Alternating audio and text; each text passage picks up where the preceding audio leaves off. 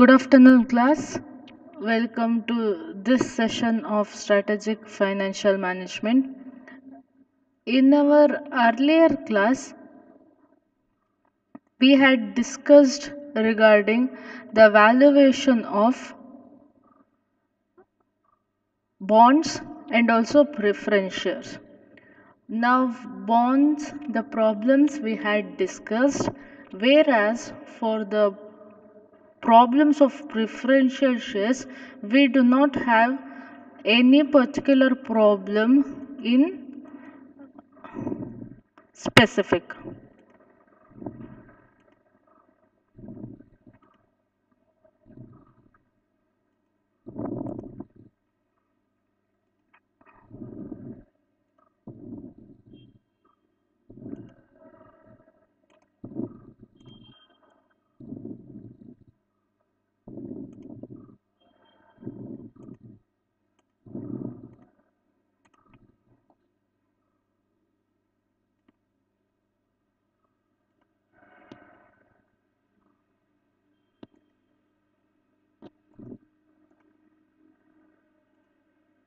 Now, speaking about valuation of bonds and shares, now in this particular PDF or in the textbook that has been shared in your group, enough theory is there and all these concepts in the introduction chapter we have already discussed, maybe regarding the features of bonds or features of preference shares and features of equity shares, how they are different from one another, or what kind of investors would like to invest in which type of instruments. All those things we have already discussed, but you do have to go through the theory part. Now it is not compulsion that you have to go through the theory part from the textbook that has been shared. You can refer any textbook, but the small note that I would like to give is do not get confused, because different authors, they have solved the problems in different ways. Now whatever notes that I have shared, now uh, the solutions are the easiest way and the simplest way of finding. That's why those particular problems has been shared. You can refer any textbook provided you are not getting confused. And one more thing that I would like to suggest is please refer earlier questions and do solve it so that it would be helpful for your examination.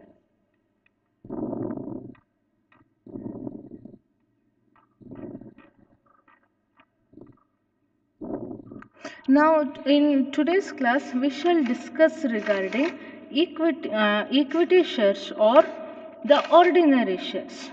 How to evaluate this? Now, uh, now one thing we should remember is that the valuation of this ordinary or equity shares, comparably, it is more difficult because there are two factors. The first one is that yes, equity shares they attract dividend, but the rate of dividend on equity shares is always unknown. And also, this payment of equity, it is discretionary in nature. That is to tell, it depends upon the company's decision. And because of these two factors, the estimates of the amount and also at what particular time the cash would be flowing to an individual's account, it becomes more uncertain to expect from it.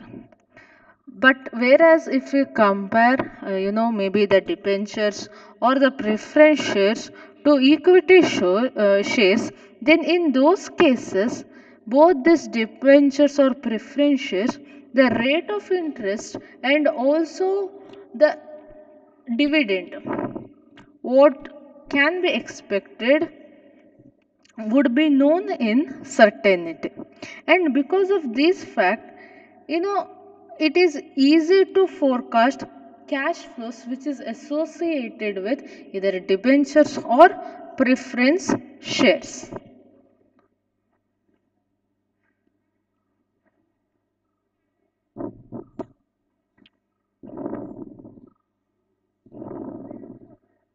And when we compare either bonds or preference share with that of equity share, one more characteristic of equity share is that the earnings and also dividend that is given on equity shares, they are generally expected to grow unless like either bonds and preference dividend.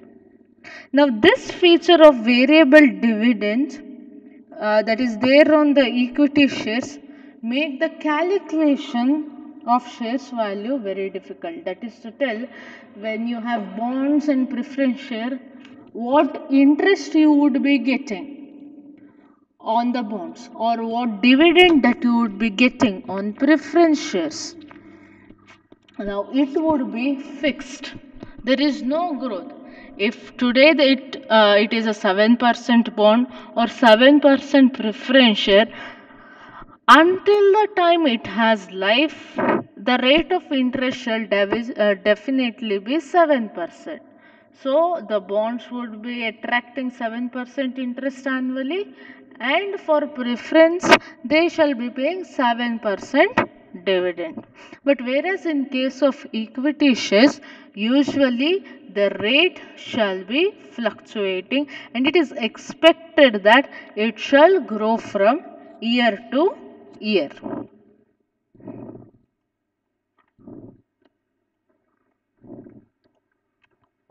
Now, having said that, I hope you all have taken down this particular PDF in your books. Now, that is what has been given in the PDF. The returns on bonds are called as interest. The returns on shares, be it preference shares or equity shares, it is called as dividend.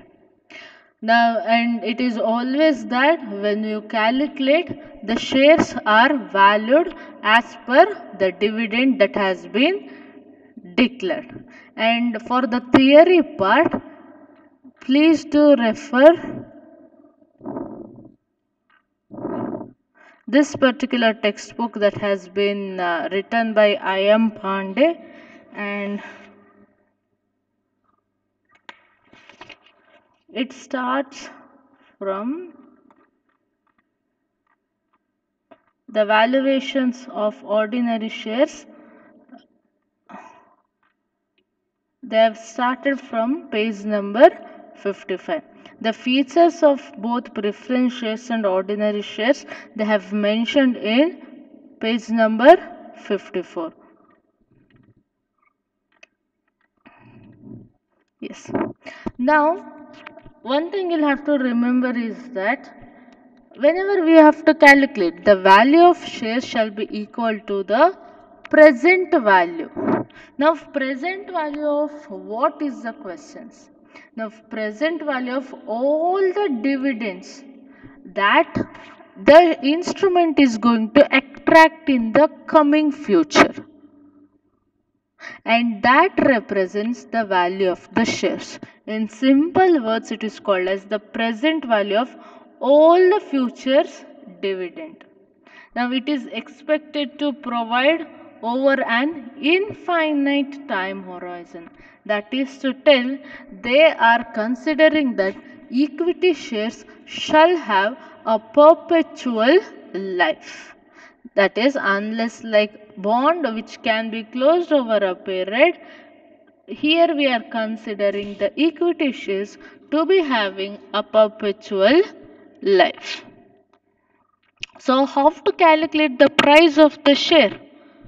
Now price of the share can be calculated by the following formula. The formula is P is equal to D1 divided by 1 plus KE to the power 1 plus D2 divided by 1 plus KE to the power 2, and it shall continue until an infinite time. Here you do not have a time period when the shares are going to be completely taken back. So here the time period is represented by infinity. So until it is d infinite divided by 1 plus ke to the power infinity. Now P represents the value of time. Now collectively D1, D2 and D3 and up until infinity, it is called as dt, or it represents the time. Here T represents first year, second year, third year up until infinity. Now it is nothing but the the dividend that is expected for each share at the end of the year T. In the sense, D1 represents the amount of dividend that particular equity share is going to earn at the end of the first year. D2 represents the amount of the dividend the particular share is going to attract at the end of the second year up until the infinity year. Now KE, as you know, it represents the required return on the shares. Now this is in for general. Now, as we discussed earlier, we were speaking regarding, when we compare the preference shares to that of equity, now the dividend of the equity shares has the nature that it is expected to grow over years. Now speaking about that, and for calculating the value of the shares, now these shares can be divided into three.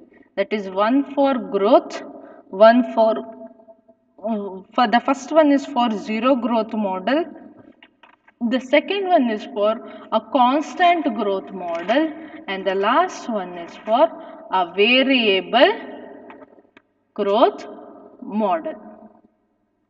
Now we shall see the first one for zero growth model. Now as the name suggests, for such shares there is no any growth. But remember the fact that dividend shall be there. Zero growth does not mean that the dividend is not being paid. It only represents that there is no growth in the amount of dividend that is being paid. And here this particular model, it assumes that there is a constant dividend being paid, but then it is not growing in the amount that is being paid. And therefore, when that is the case, the value of the shares shall always be equal to the present value of the perpetuity of dividends.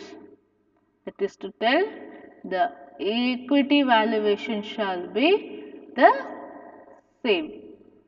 Or in other words, because there is no any growth, when you collectively add all the future cash flows that you are expecting, you shall be getting the value as to how much you will have to invest in the shares for this particular day, so that you can earn the amount that you are expecting to earn in the future. To calculate the value, the formula is P is equal to D1 summation 1 whole divided by 1 plus Ke to the power T. Now simplified, it is simplified into D1 into PVIFA Ke comma infinity. Now I hope you remember from where we have taken this PVIFA, that is from the table, the annuity table. You have two, table C and table D. Now further simplifying, it shall be P is equal to D1 divided by K. Now this particular thing holds good, that is the formula P is equal to D1 divided by KE holds good only for the shares where there is zero growth model. The dividend is being paid, but whereas there is no growth on the dividend. Now D1 represents constant dividend per share and KE represent a required return on the required return of the investor. So the one formula, the one problem that has been given us, the per share value or the per share dividend of Premier Instrument Limited remains constant, identified at rupees 10. Assuming a required rate of return of 16%, compute the value of PIL's share, or PIL represents Premier Instrument Limited's share. So first we will have to try to understand what is the information that has been given. Now the first thing that they are telling is the dividend is constant, that is dividend of Premier Instrument Limited remains constant, and they do not know to how many years it is constant, that is why they have spoken regarding indefinity in the question. And the value of the share is rupees 10. So, and they are asking you to assume that the rate of return is 16% or your KE. So, KE is 16 divided by 100 or 0.16. So, the formula is the value of share is equal to P is equal to D1 divided by K. That is 10 divided by 16, it would be 62.5. So that is for zero growth model. The second one is constant growth model. Now speaking about constant growth model, it is also called as Gordon's model. Now if you see some of the textbook, they might have given Gordon's model.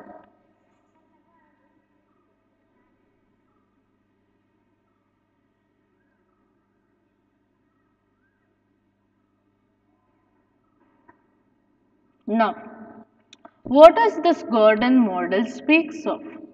The first thing is the dividend shall be paid. The second thing is that the dividend shall have a constant growth. The rate of growth is constant. But then we have to remember that this growth shall always be less than the required rate of the shares. And it assumes that the dividends are expected to grow at constant rate, which is always less than the required rate of return. That is to tell, symbolically, G shall always be lesser than KE. So now how to find the value, that is P naught is equal to D naught 1 plus G to the power 1 whole divided by 1 plus ke to the power 1 plus d naught 1 plus g to the power 2 whole divided by 1 plus ke to the power 2, and it goes on until the infinity here, that is d naught 1 plus g to the power infinity whole divided by 1 plus ke to the power infinity. That is for P naught. So, how to find P? P is equal to dn divided by ke minus g. Now, remember here d represent the next year's dividend. Here d shall always represent the next year's dividend. And in the numerator, you have required rate on return and you have growth rate. G represents growth rate.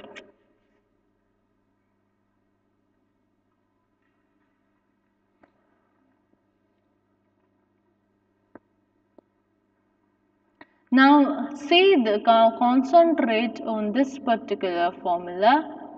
Here when you observe, we can understand that the valuation of shares is always in the form of geometric progression, or what we tell as geometric mean. So, it is in the series, if you represent mathematically, it shall be Tn is equal to A into R to the power n minus 1.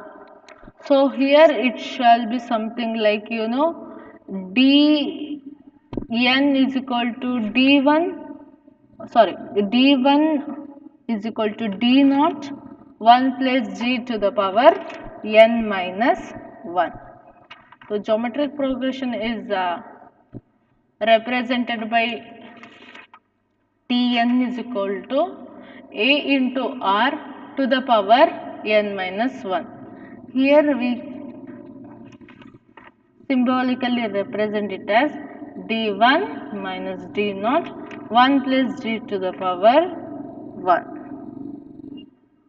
Now, as you solve the problem, you might understand it better.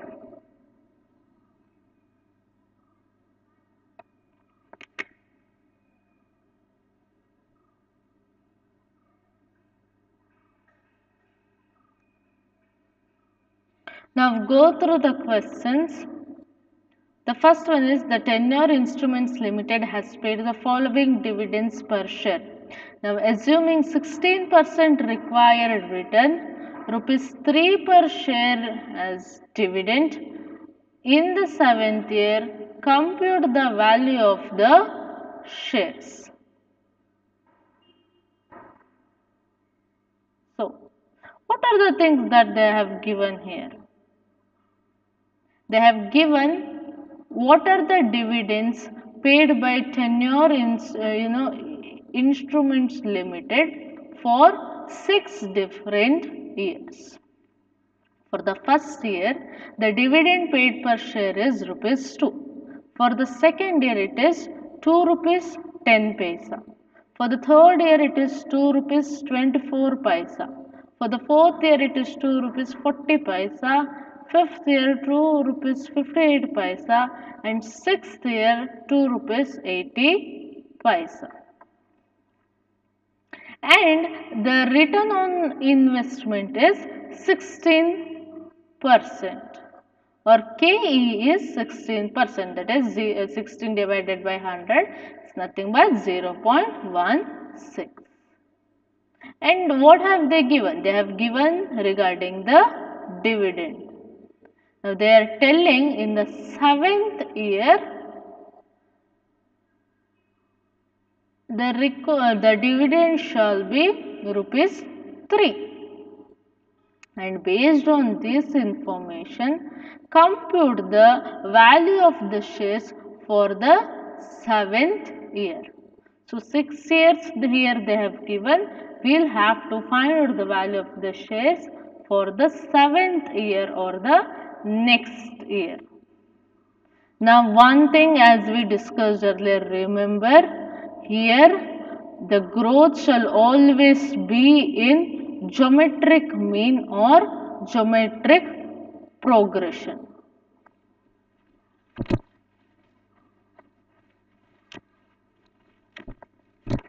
Now what are the information that they have given? They have given dn, or dn represent what? It represents next year's dividend. It is rupees 3. KE is 16%, or 16 divided 100 shall give you 0.17. But then the price of the shares and the growth rate they have not given. P represents price of the share, G represents growth of the share. So these are the two things that we'll have to calculate. Now remember, it is in the form of geometric mean. So when we have to find the growth, we can use the formula of geometric mean. That is Tn is equal to A into R n minus 1. So Tn is represented by dividend, D1 A is represented by D1, and the Rn minus 1 is represented by 1 plus G n minus 1. Now D have they given? Yes. D, it is nothing but 2.8. Now for why 6th year, why the value of the 6th year are we taking? Because in the question they have asked, we have to find the value of the shares for the 7th year. So 6th year information we are considering. Tn is 2.8, A is 2. D1 represents what? That we'll have to know. So D1 represent dividend of the first year. So we have taken 2. Plus 1 remains constant. G we do not know. N here we are considering 6th year, and again minus 1 remains constant. So while solving, it would be 2.8 is equal to 2. 1 plus G to the power 5.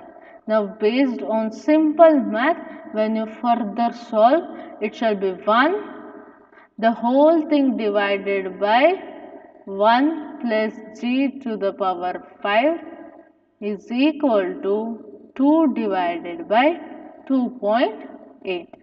Thereby LHS is equal to RHS, or left hand side is equal to right hand side. Now this 1 plus 1 divided by 1 plus G to the power 5, we can represent it in the form of table. That is PVIF, you do not know G, that is their growth rate, whereas you know it is for 5 years.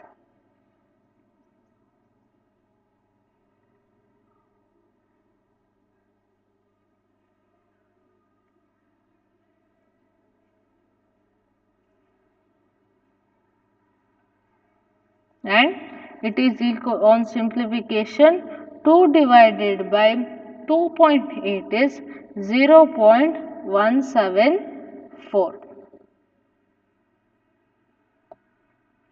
So now how to find out the value of growth? Here when you observe the first step and the second step, you have growth to be given as 7. It means the instrument is attracting 7% of dividend. But how is it that they calculated this?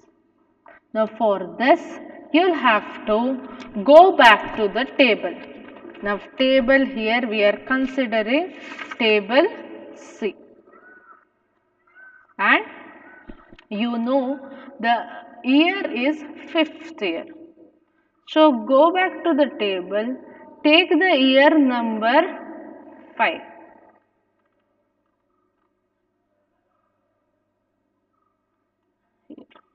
take the year 5 and check where is that this particular value of 0.714 would probably be around.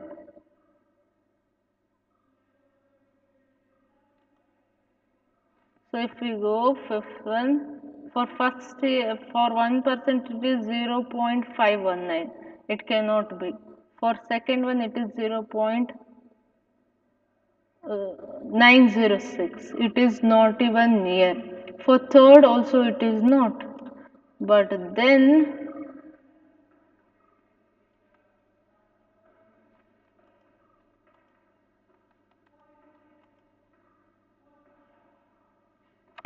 when you go further still,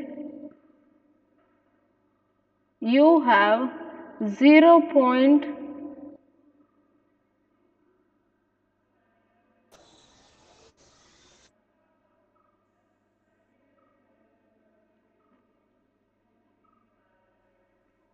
When you go for 7%, there you have 0.713. For fifth year, for 7% rate of interest, here you will be having 0.713. Remember, the number of years, you know it is fifth year, so you have to be there in the fifth year's column itself. So the nearest is 0.713 and it is representing 7% interest. That is how here G you have taken 7.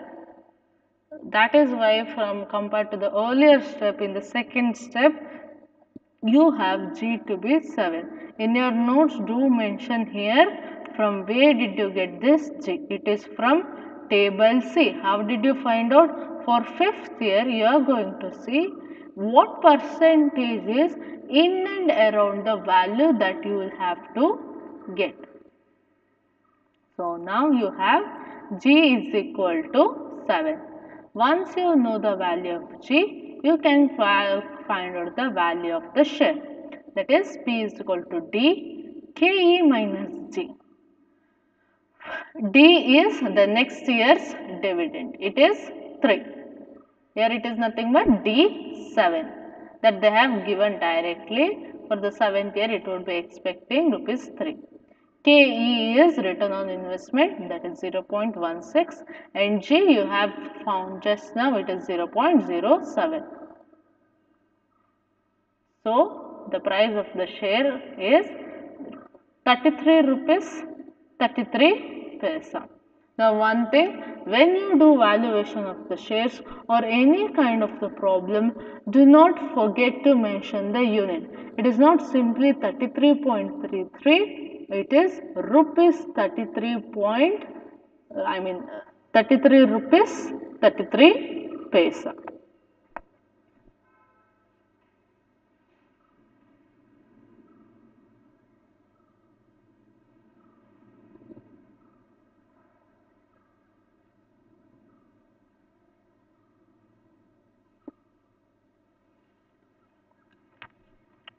Okay, now see the next one. What does this tell?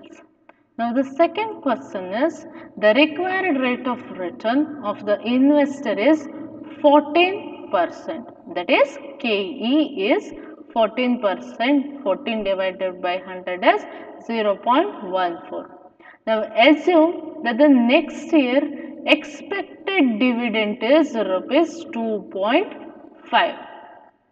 So this information is for this particular year or the current year. For the next year, the expected dividend is rupees 2.5. Now you are asked to compute the price at which shares will be sold if the investor expect the earnings of the dividend to grow by, first one is 12%, second one is 14% and C is 16%. So what is the information that we have? You have KE 14%, you have DN that is 2.5. Now what is G? They have given three different growth rates, that is 12%, 14% and 16%.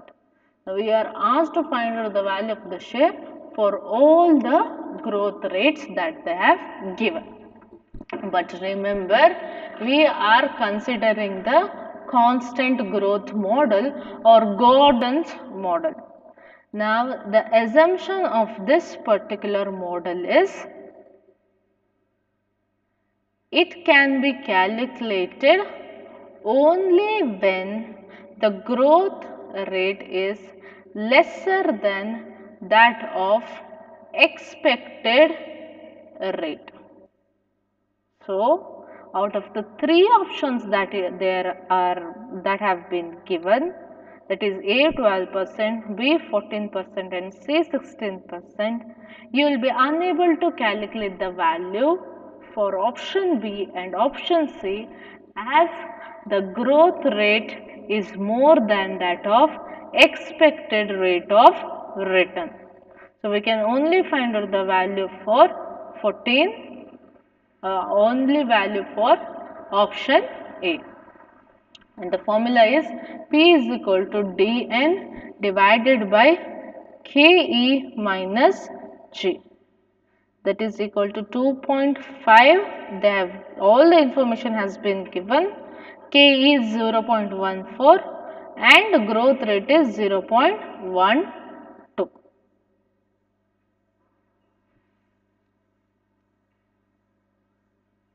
So the value of the share shall be rupees 125, and a note has been given which tells that Gordon model assumes that growth rate should be less than the required rate.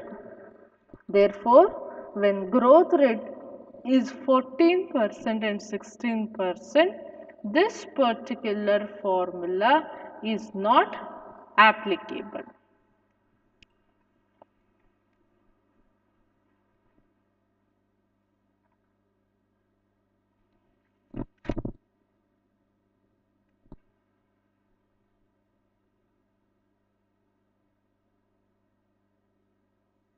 And at last we have variable growth model. Now, as the name suggests, remember one thing, here dividend is paid, here there is growth in the dividend that is being paid, but the growth, there is no any constantness for that. The growth is in a variable terms. That is, this year, I am not speaking about the dividend, but the rate of growth in the dividend payment. That might be 5% this year. Next year it might be 4. The next year might be 7. Then coming year might be 2%. So the amount of growth, there is no any constantness.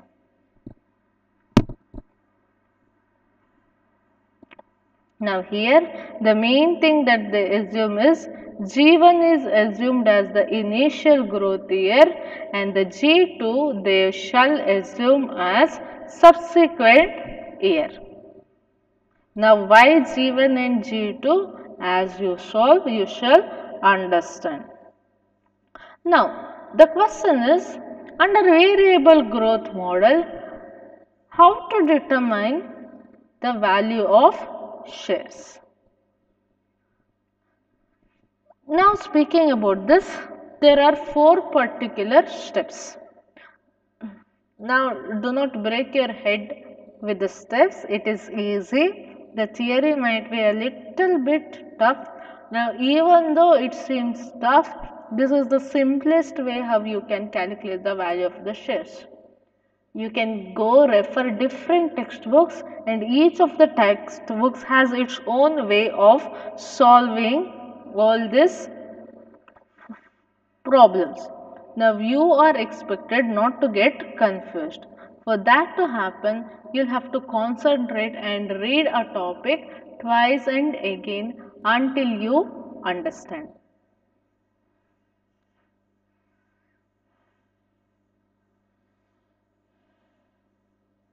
Okay, there are 4 steps. First one is you will have to calculate the value of the dividend that the instrument is going to get. Now what dividend, what value? So it represents when you have invested in a share. What is the amount that you are going to earn in the form of dividend for the shares that you have invested at the end of the each year?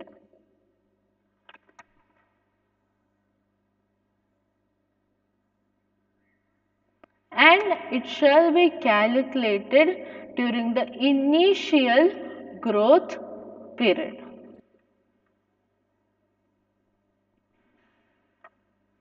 And when you represent it symbolically, it shall be dt is equal to d naught 1 plus g1 to the power. dt represents the cash dividend for the time, d naught for the that is dividend, 1 plus g represents growth rate, t once again represents the variable of time. That is the first step. The second step is you will have to calculate the present value of each of the dividend or each of the cash dividend that is being expected during the initial growth period.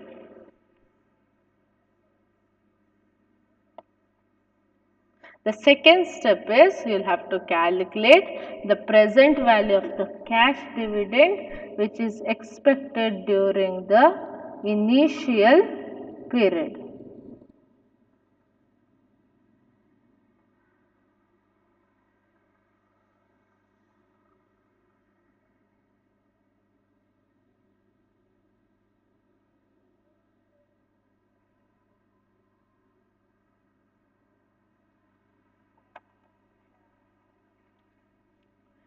Now it is symbolically represented by summation dt into PVIF KET.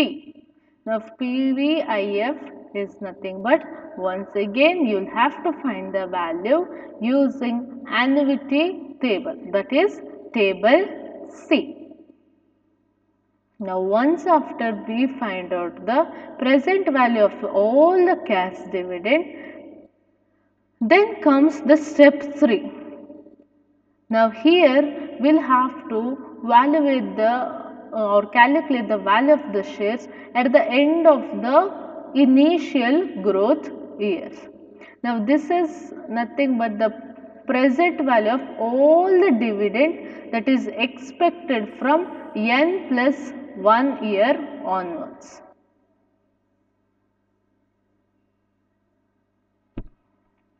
Now here one thing we have to assume is there shall be a constant growth rate.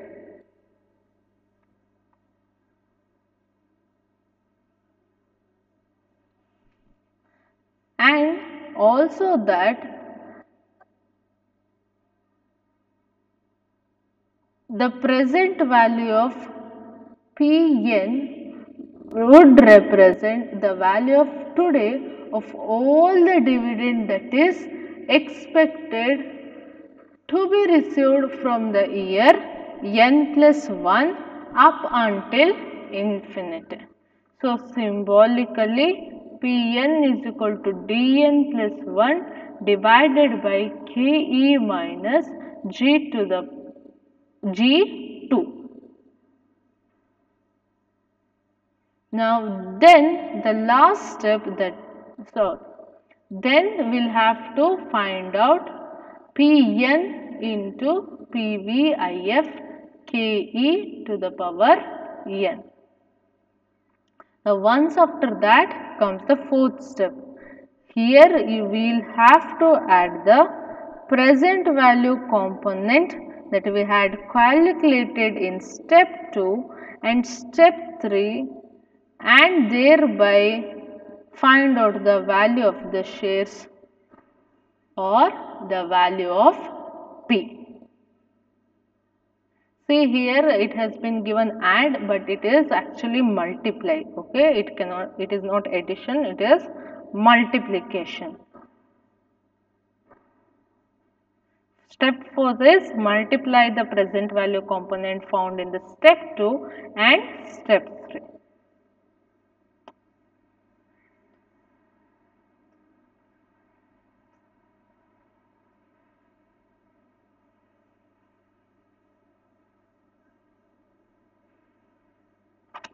Sorry,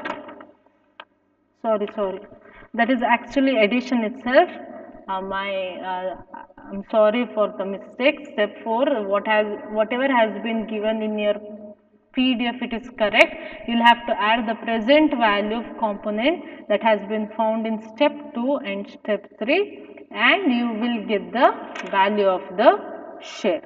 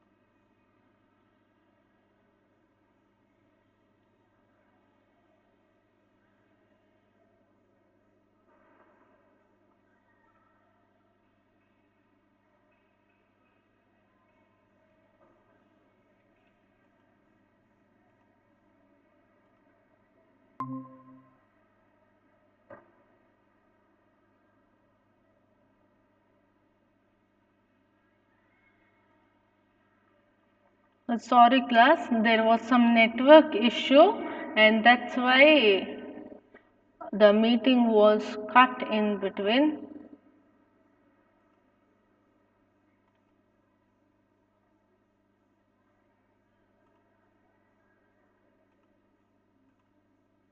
Now I hope until whatever we spoke you were able to understand.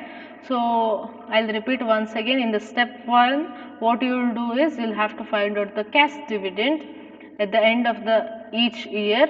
And step 2, you will have to find out the present value of the cash dividend that is being expected. In step 3, you will have to find out the value of the shares at the end of each initial growth year. Once after you find out, you will have to multiply it with the PVIF value. And the fourth step, you will have to add the present value component, in the sense that what you have actually calculated for step 2 and step 3, you will have to add it so that you will get the value of the shares. Now go through the question. The most recent annual dividend that has been paid by Premier Instrument Limited is rupees 3 per share, and the annual increase of 10% is being expected over the next 3 years. At the end of the 3 year, the dividend growth rate would slow down to 5% forever. Assuming a 15% required rate of return, compute the current value of the shares. Go through the questions once again. The most recent annual dividend paid by Premier Instrument Limited is rupees 3 per share, and the annual increase of 10% is expected over the next 3 years. At the end of the 3rd year, the dividend growth rate would slow down to 15% forever. Assuming a 15% required rate of return, compute the current value of the shares of Premier Instrument Limited or PIL Limited. Now, what is the information that has been given? First, they are speaking regarding the dividend. The dividend is being paid at rupees 3 and the dividend is represented by D naught. And for how many years it is? Okay. And then they have given the information regarding the growth. And the annual increase of the growth that they are expecting is 10% for the next 3 years. For the next 3 years, it is 10%. In the sense, there has been a bifurcation regarding the growth rate, because for the next 3 years is 10%, and at the end of the third year, the dividend growth rate would slow down to 5% forever. So from fourth year, it is 5%. So here we get the information regarding G1 and G2. Now G1 is 10% and G2 is 2%. But remember, G1 is for the next 3 years and G2 is for all the coming years after the third year. And they have given information regarding rate of return. The rate of return is 15%. Or KE is 15%, that is 0.15.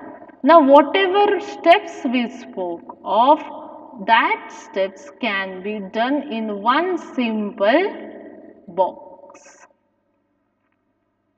Now the first box represents step 1 and step 2, where for step 1 they have asked to find out the value of the cash dividend at the end of the each year, and thereby calculating the value of the cash dividend at the end year, we'll have to calculate the current or the present value of the cash dividend expected during the initial growth.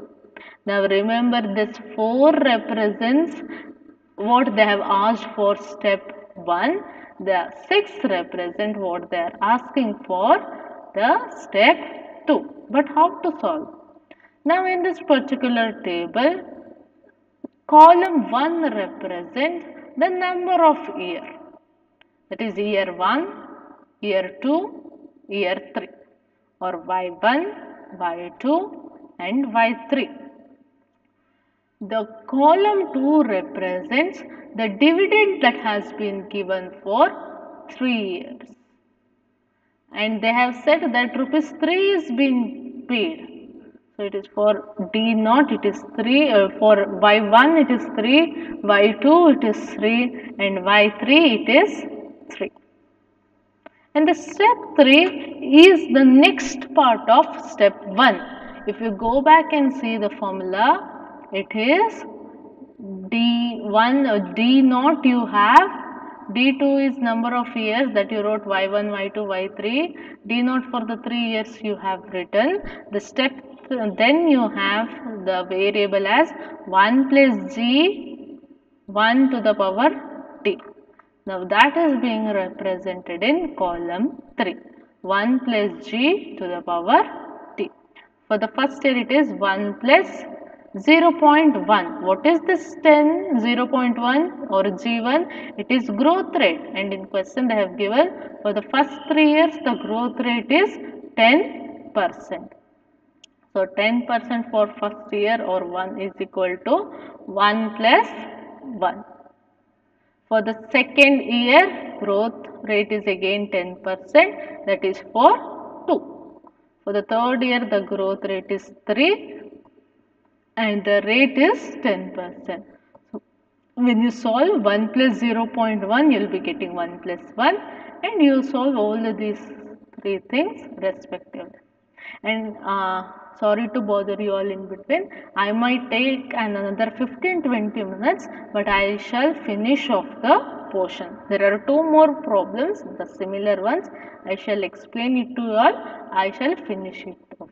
So for this day, you can go back once again, see the photocopy, the theory part as well as the problems.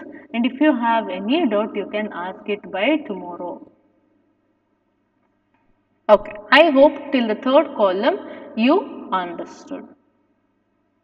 Now, the rate, the dividend is T and the growth rate you have calculated. So, you will have to find out the value of dt.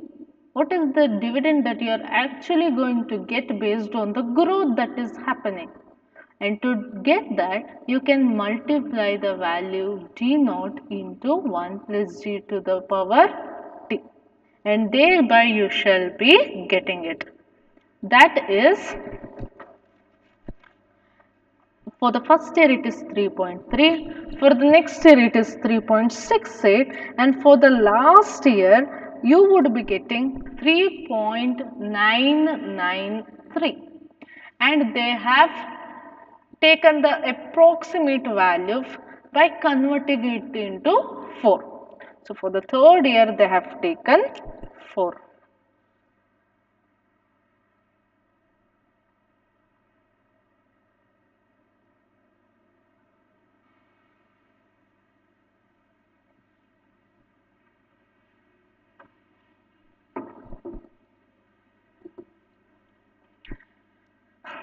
Now, the next thing that you'll have to find is that in the second step they have given that you'll have to find out the present value of the cash that is expected during the initial growth period. And to find out the present value, we require the help of annuity table, and we take the annuity value of the values from table C. Now how to calculate? We'll have to, we know the rate of interest. The rate of interest is how much? The rate of interest or the KE they have given for 15%. And for each of the years, we'll have to find out what is the present value factor of lump sum. So, for the first year, for 15%, the value shall be 0.870.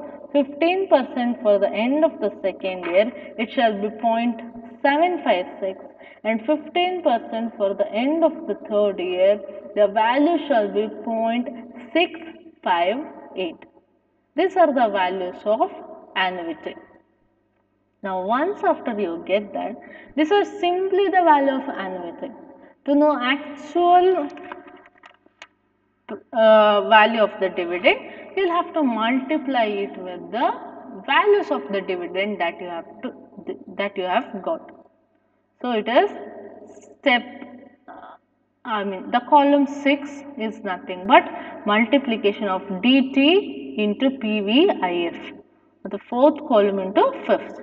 So the values shall be 2.871, 2.744, 2.632.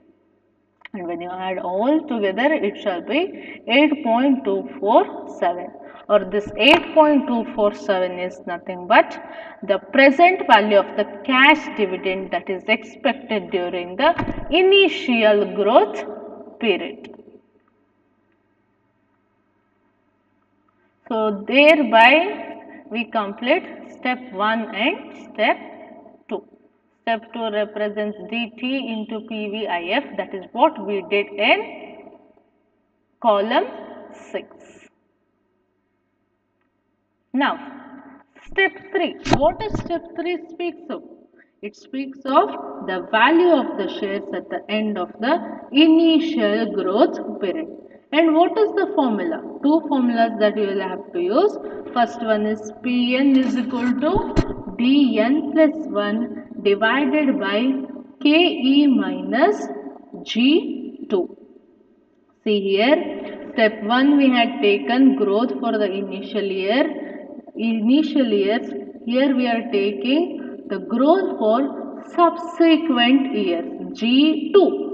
For step 1 it is G1. And you have one more formula, that is Pn into PVIF. Now speaking about the first one, Pn is equal to Dn plus 1 divided by Ke minus G by 2. So what is Pn here? It is for the fourth year. 3 years information they have given. So for the fourth year we are taking into consideration. And remember the earth geometric mean that we used for Dn plus 1 by Ke minus G for constant growth model. The same thing we are applying here. This is the formula of nothing but where you can find out the growth based on the geometric mean. So Pn is D4, it is, and you get it by D3, 1 plus G2, 4 minus 3. This is nothing but Tn is equal to A into R to the power n minus 1. A here represents D3, R represents 1 plus G2 and n minus 1 you have put it.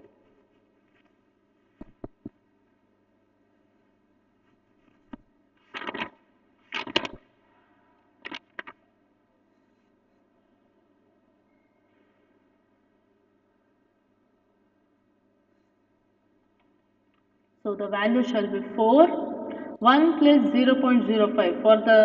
From the fourth year they have given that the growth shall be 5% forever. So this 0.05 is of G2 and 4 minus 3 is 1. So you will be getting 4.2. So Pn is equal to, now you have all the values, 4.2 divided by Ke is 0.14 and G2 you have 0.05. And thereby you shall be getting the value of Pn, which shall be 42 rupees. Now once after finding out that, the second part of step 3 is you will have to find out the value of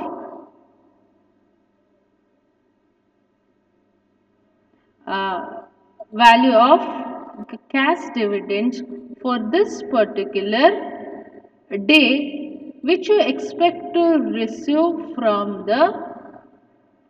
this year up until infinity. That is nothing but you have the value of Pn, that is 42.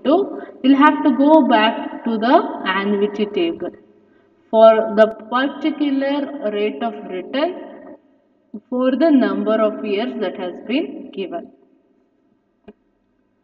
Now it is Ke is 15%, N is 3 years that you have taken here. So the value of the shares would be 27 rupees 63 paisa. Remember, although after point we take 3 digits, when it comes for currency, there can only be 2 digits because 1 rupee is equal to 100 paisa.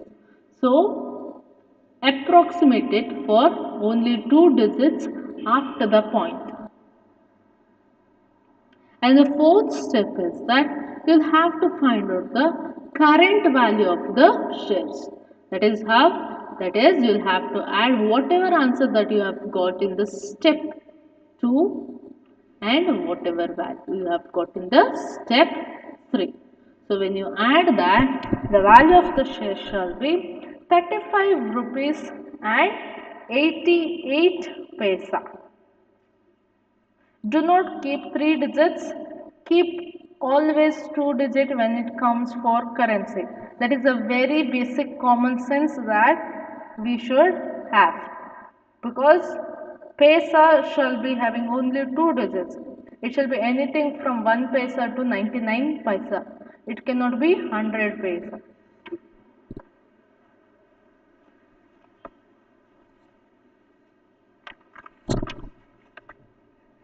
I hope you have understood this particular problem. And I guess if I do anything more for today's class, it shall be confusing for you. Even though it takes time, it is fine.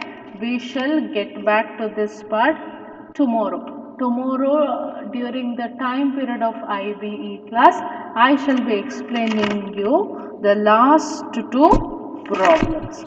So all of a sudden I'll not do because it might be confusing for you. Tomorrow in the morning, any time around 10 to 12, I shall notify you in your group.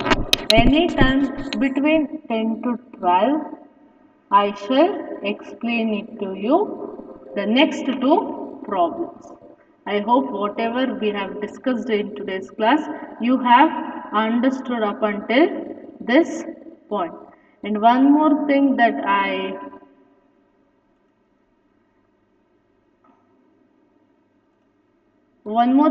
like to tell is that do not stick on to the problems. Whatever problems that we have discussed is the most, common ones or easier ones. If you go through the question paper, you shall understand the problems. Do go through the question paper, do solve it. And if you see, each year the questions that they have given is different from the year that or is different from the earlier year. So what you can expect, what is expected of you is you understand the theory, based on that understand the concept and solve it. So for this day, this is it class. You can leave the meeting now. You can join back tomorrow.